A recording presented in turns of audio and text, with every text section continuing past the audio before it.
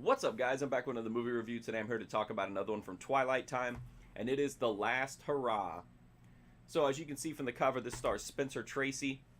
He plays an aging politician who's become like a local institution, the kind of guy that when he runs, you just know that he's going to win. Like, he's just their guy. He's already announced that he's not going to run again. This is going to be his final term. But his political opponents are not happy and just letting him, ride off into the sunset. They want to make sure that he doesn't get in for this last term. And while that seems like kind of an insurmountable obstacle, given how entrenched he is in the local political machine, that's the crux of the story here. We're basically spending most of the movie in the war room where he and his associates are eagerly awaiting the election results as they come in. And this is a political movie, but it's not something that you have to love politics to be into.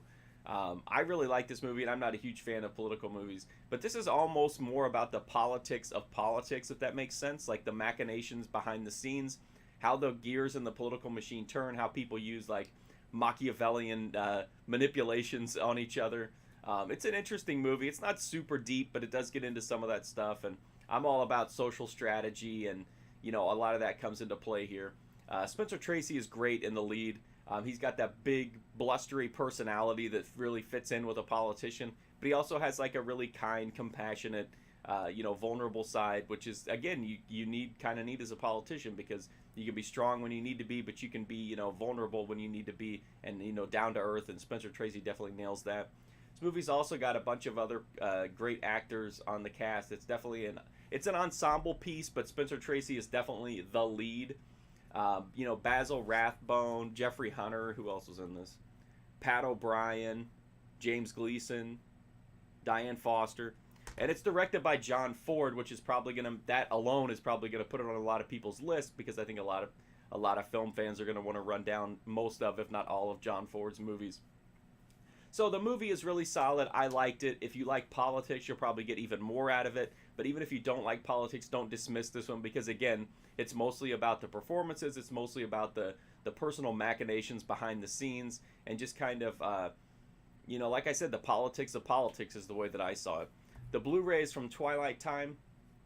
It looks really good. It's a black and white movie. It looks super crisp, super clean. The contrast is spot on. I've only seen this movie on DVD before, so I don't have a great frame of reference for what it should look like, but it looks incredibly clear and crisp, and I don't know what else you could want out of it. I mean, it looks like almost like a brand new movie here. I don't know if it was a new scan or if it was a restoration, but it looks amazing here, and I think fans will really appreciate that. And if you've got the DVD, this is a huge upgrade. The extras include the theatrical trailer, an isolated music track, as always with Twilight time. Then it's also got an audio commentary track with 3 film historians. I'm not a huge fan of the film historian tracks, as frequent viewers will know, but I'm glad that it's there for those who are. So it's a decent package. Definitely, for me, the way the movie looks is the most important thing, and this definitely looks fantastic. This is a Twilight time release, so if you want it, I highly recommend picking it up. They're all limited to 3,000 copies, except for a few of their older ones. Got reprints and a little bit bigger run. But The Last Hurrah is limited to 3,000 copies.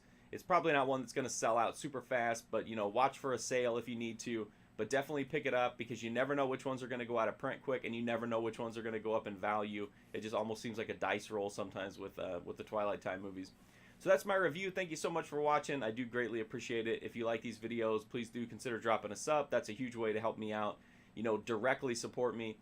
You can also go to my website, markfusion.com, and check out thousands of reviews there. Just tons of stuff of movies of every kind. You can also find tons of hundreds and hundreds of other movie reviews right here in this YouTube playlist. And if you want to go the extra super mile to help me out, you can go to my website. And when you do, you can use my links there to do your Amazon shopping. And then whatever I get from that, I'll put right back into movies to make more reviews. So it's all the circle of life. So thank you so much for watching this video. I do greatly appreciate it. Hopefully I'll see you guys soon.